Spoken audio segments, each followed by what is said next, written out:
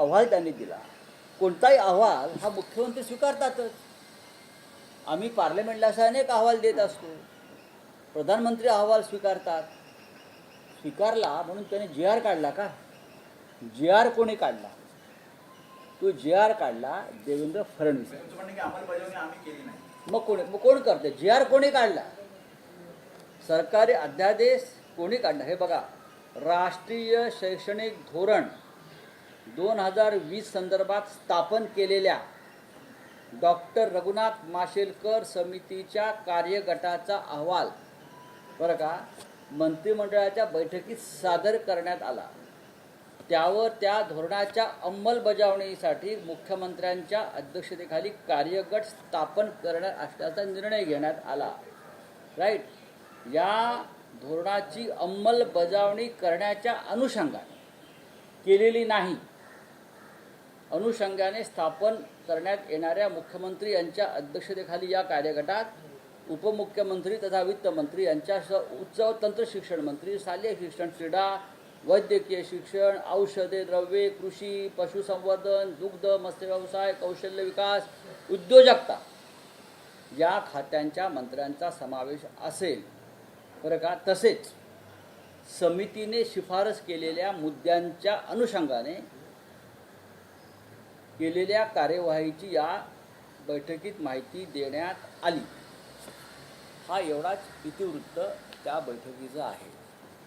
हा अहवाल जो आहे हा फडणवीसांनी समोर आणावा, त्याचं जाहीर वाचन करावं. हा जो मी वाचतो आहे माननीय उद्धव ठाकरे साहेबांच्या उपस्थितीत, त्या संदर्भात मुख्यमंत्री उद्धव ठाकरे यांनी कोणते आदेश दिले, हा माझा पहिला प्रश्न आहे. त्यानंतर अंमलबजावणीसाठी कोणते शासकीय आदेश काढले, हा दुसरा प्रश्न आहे. त्यानंतर आतापर्यंत मध्ये किती वर्ष गेली? 3 वर्ष गेली. 3 वर्षामध्ये तुम्ही काय केलं? आता पुन्हा एकदा केंद्रानं दबाव आणलेला आहे, म्हणजे RSSने दबाव आणलेला आहे, म्हणून तुम्ही धावपळ करताय. हा अहवाल हा गोडाऊनमध्येच पडला होता ना.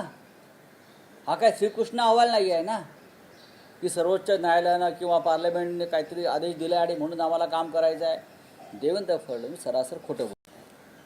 ते या मुद्द्याचं राजकारण करतात. महाराष्ट्रात हिंदी सक्ती करावी, हिंदी लादावी आणि मराठीचा मुर्दा वाढावा असा त्यांच्यावर केंद्र सरकारचा दबाव आहे.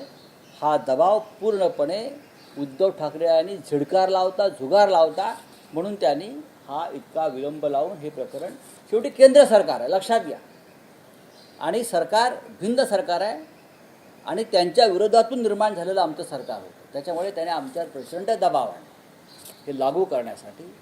मला हा सगळा विषय माहिती आहे म्हणून हे बोलतो आहे. आणि आम्ही नाही म्हणालो म्हणून हे कार्यगट वगैरे ही वेळ काढण्याचे कामं असतात सगळी. तेवढा वेळ आम्ही पुरेसा काढला. उद्धव ठाकरे यांनी कोणताही आदेश काढला नाही, जी आर काढला नाही. हा जी आर देवेंद्र फडणवीस यांच्या सरकारने काढल्यामुळेच त्या जी आरची उद्या आम्ही होळी करतोय. हा उद्धव ठाकरे साहेबांचा जी आर नाही, हा जी आर या फडणवीस शिंदे सरकारचा आहे आणि त्याची होळी उद्या त्यासाठीच होते आहे. जर जी आर उद्धव साहेबांनी काढला असता तर आम्ही होळी कशाला केली असती? हा लहानसा प्रश्न या राज्याच्या मुख्यमंत्र्यांना समजून येत नाही हा विषय, आणि ते काही असत्य विधानं रेटतायत. हां, पहा जरा. राऊत साहेब, मोर्चाची तारीख ठरली आहे, पण पुढचं जे नियोजन होईल, मोर्चाचा मार्ग, दोन्ही संदर्भात काही दोन्ही पक्षांकडून काही नेत्यांची नेमणूक करण्यात आली आहे का? आणि त्यावर चर्चा किंवा त्यावरचा निर्णय कधी